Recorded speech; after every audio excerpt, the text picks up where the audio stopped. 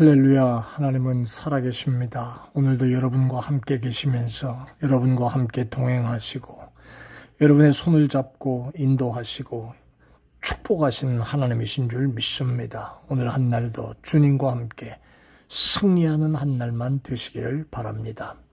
오늘은 구약성경 스가랴서 12장 10절로부터 14절에 있는 말씀을 보면서 말씀 묵상의 시간을 진행하려고 합니다. 여러분 말씀을 한번 잘 읽어보실 수 있기를 바랍니다.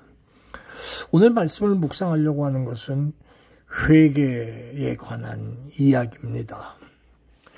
여러분, 인간이 인위적인 방법으로 도저히 할 수 없는 성질의 것들이 있습니다. 예를 들어서 믿음, 내가 예수를 구주로 믿는 거 내가 그냥 믿는다고 하지만 하나님께서 믿을 수 있도록 주시는 선물이고요. 회개, 이것도요.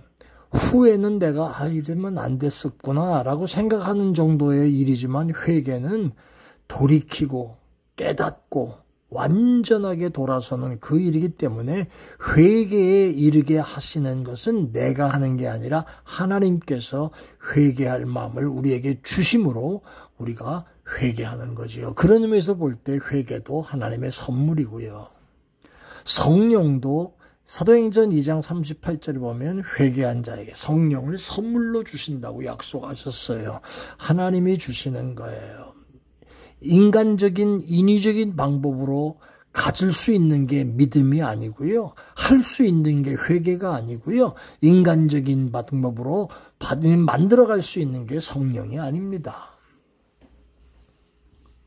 시편 기자는 시편 80편 7절이나 19절 이런 데서 만군의 하나님이여 우리를 돌이키시고 주의 얼굴빛을 비추사 우리로 구원을 얻게 하소서. 이 짤막한 한 문장 안에 우리를 돌이키시고 나를 돌이켜 회개케 하시는 분 하나님이시라는 거고요. 주의 얼굴빛을 비추사 나를 구원 얻게 하소서. 내가 살게 하시는 길로 인도하시는 것도 하나님이 하시는 일이지 내가 하는 일 아니라는 것을 고백하지요. 자, 회개, 또 성령, 믿음, 이거 다 하나님이 주시는 선물들입니다. 자, 여러분 오늘 본문 속에서 두세 가지 우리 한번 같이 생각해 볼까요? 첫째는요, 본문 10절에 보니까 내가 다윗의 집과 예루살렘 거민에게 은총과 간구하는 심령을 부어주겠다고 말씀하셨습니다. 하나님은 간구하는 심령을 주십니다. 하나님께 회개하는 것은 인위적으로 억지로 할 수 없는 거라고 했습니다. 하나님이 회개할 마음을 주셔야 하는 거예요. 그래서 회개의 원인을 제공하시는 분은 성령이시고요. 회개에 행동하는 사람들이 바로 저와 여러분들입니다. 그래서 찬송가 작사자 엘 우도 하인즈 스톡스라는 사람은 찬송 여러분 이거 아시죠? 성령이여 강림하사 나를 감화하시고 애통하며 회개할 맘 충만하게 하소서. 아멘. 나를 감화하시는 분도 성령이시고요. 애통하고 회개할 마음 충만케 하시는 분도 성령이시라는 말이에요. 성령께서 함께 하시지 아니하시면 누구든지 믿을 수가 없습니다. 사랑하는 여러분, 간구하는 심령 하나님이 주십니다. 두 번째는 애통하는 심령 하나님이 주십니다. 본문 10절의 말씀에 보면 그들이 그 찌른 바 그를 바라보고 그를 위하여 애통하기를 독자를 위하여 애통하듯 하며 그랬습니다. 진정한 회개는 하나님이 시켜주셔야 하지요. 본문 말씀에 찌른 바 그를 바라본다. 옛날 성경에는 이렇게 썼습니다. 이는 예수 그리스도의 고난을 생각하고 애통하는 것을 말합니다. 유대인들은 베드로 사도의 설교를 듣고 사도행전 2장 37절에 보니까 애통하는 심령을 가졌다고 했습니다. 베드로는 마태복음 26장 74절 75절 보니까 예수를 3번이나 부인하고 다구는 소리를 듣고 애통하며 회개했다고 했습니다. 사랑하는 여러분, 예수님의 죽으심은 그 옆집 아줌마를 위해서 죽은 게 아니고요, 내 죄를 위하여 죽어주신 겁니다.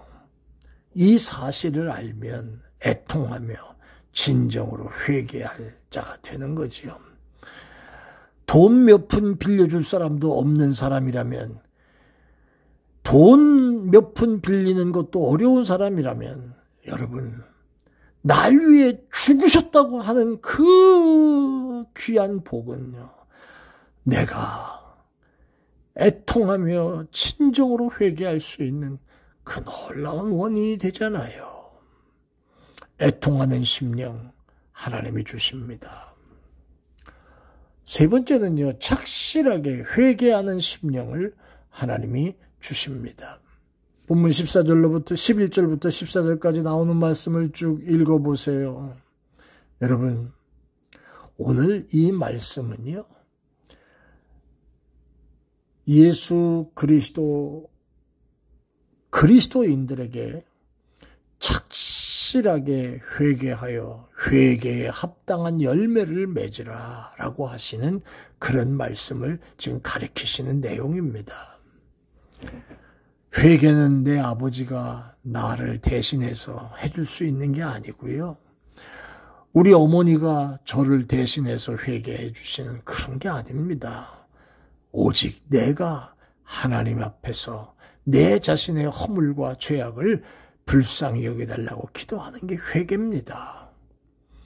하나님은 회개할 심령을 주시면서, 간구할 심령을 주시면서, 애통케 하는 심령을 주시면서 착실하게 회개하는 심령까지 허락해 주십니다. 죄를 지으면서 낄낄거리고 웃는 것보다 죄를 회개하면서 우는 것이 그리스도인의 바른 모습이고 좋은 모습입니다. 니느웨 백성들의 애통의 눈물은 하나님의 진노를 돌이켰습니다. 베드로의 애통의 눈물은 예수를 부인한 죄를 용서받는 그런 모습도 나오지요. 사랑하는 여러분, 오늘 아침은 우리가 같이 묵상하면서 이 말씀을 기억하십시다. 성령이여 강림하사 나를 감화하시고 애통하며 회개할 마음 충만하게 하소서. 늙어져 가면서 뻣뻣하고 강팍해지고 고집스러워지고 이상하게 바뀌는 이런 심령이 아니라 나를 감화하시고 애통하며 회개할 마음 충만하게 해달라고 오늘 본문 말씀을 생각하면서 기도하는 여러분들이 되시기를 바랍니다. 은혜로우신 아버지, 하나님께서 우리에게 간구하는 심령을, 애통하는 심령을, 착실하게 하나님 앞에 매달려 회개하고 기도할 수 있는 심령을 허락해 주신다고 하셨는데, 주님, 오늘 아침에 우리가 사모합니다. 애통하며 회개할 마음, 성령이여 우리를 감화시켜 주시고 충만하게 해 주옵소서. 기도하는 종들 되게 해 주시옵소서. 예수님의 이름으로 기도합니다. 아멘. 고맙습니다.